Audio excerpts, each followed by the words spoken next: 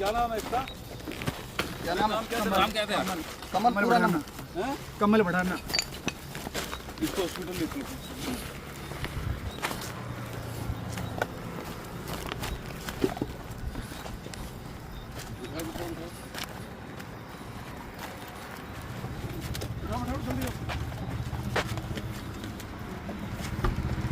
बिठाओ hospital. ठीक है। कौन जा रहा है? आप जाओगे? ठीक है। आप हॉस्पिटल लेके जाओ जल्दी।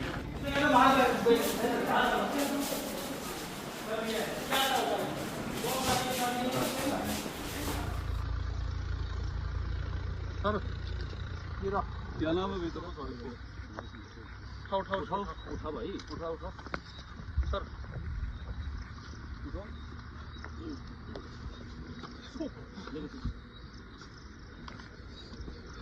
ले आओ।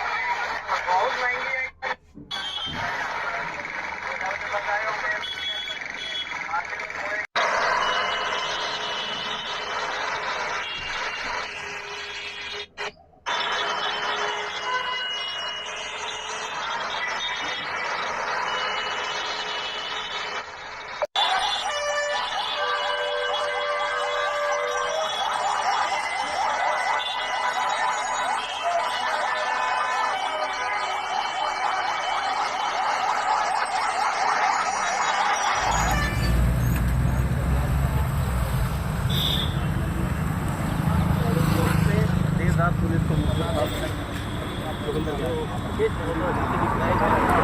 मैं वीडियो की गई थी इधर।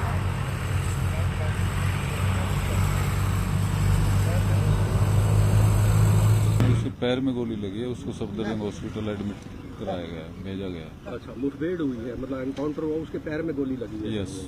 अच्छा, तो अभी और भी अकेला था सर, कोई और भी था? नहीं, कमल के साथ एक गोलू नाम का लड़का और भी था। जी सर।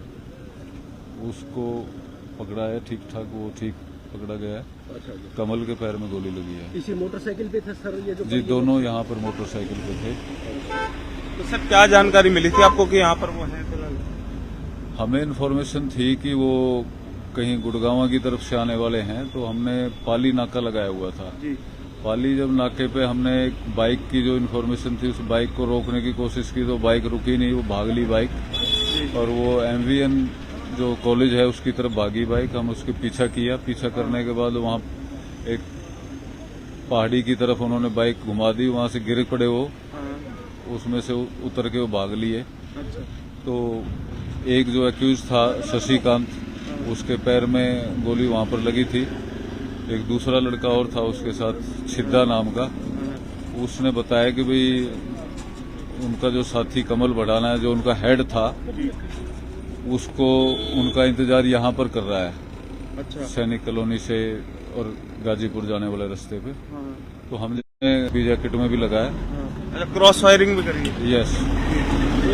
उसने करीब, जिनको गोली लगी है? ये सब इंस्पेक्टर है हमारे, विजय खन्ना। सर आपके ऊपर फायर किया था उन्होंने? हाँ जी। तो गोली कहाँ लगी सर आपको? गोली मेरी छाती पे लगी। छाती पे लगी है हाँ, सर? अगर बुलेट प्रूफ जैकेट न पहन रखी होती तो आज बड़ी इंजरी हो सकती है। बोले बदमाश जैकेट पहन रखे थे सर? बड़ी जी बहादुरी सर, का काम किया, इन सर के ऊपर गोली चलाई थी। तो सर कितने बदमाश थे? 2 लोग थे जी। गोली का पैर में मारी था हमारी? गोली पैर में लगी है उनके।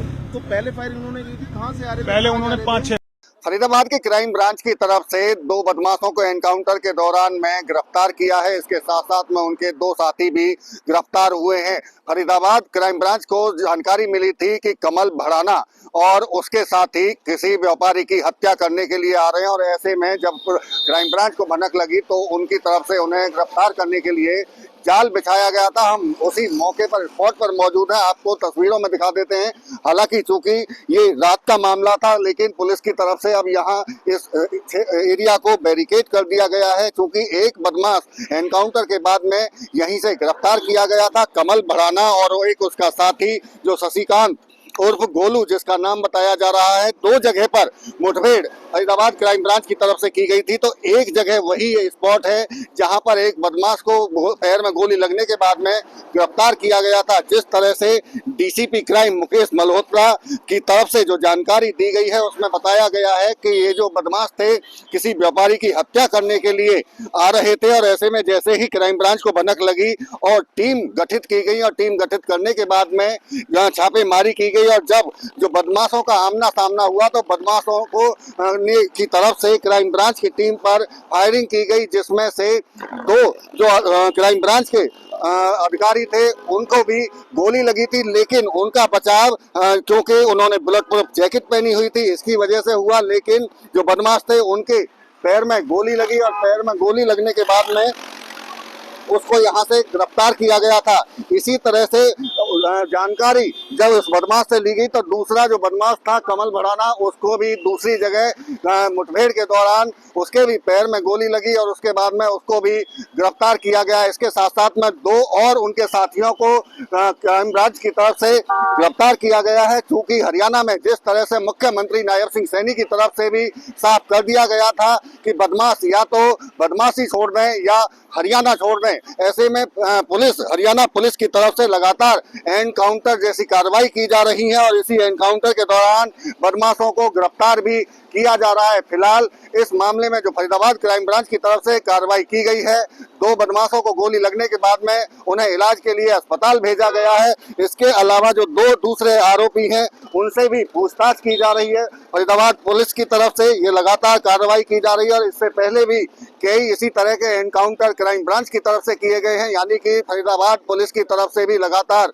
अपराधियों की धरपकड़ के लिए लगातार कार्रवाई की जा रही है, और लगातार कोशिश यही है कि अगर जिस तरह से बदमाश वारदातों को अंजाम दे रहे थे उन्हें अब अपनी पकड़ में ले रही है। इसके साथ साथ में हम बता दें कि कमल भड़ाना पर भी 1 दर्जन से ज्यादा हत्या, लूट, फिरौती और अवैध हथियार रखने जैसे संगीन धाराओं में अलग अलग थानों में मामले दर्ज हैं, और इस मुठभेड़ के बाद में भी काफी संख्या में उनसे हथियार भी बरामद हुए हैं।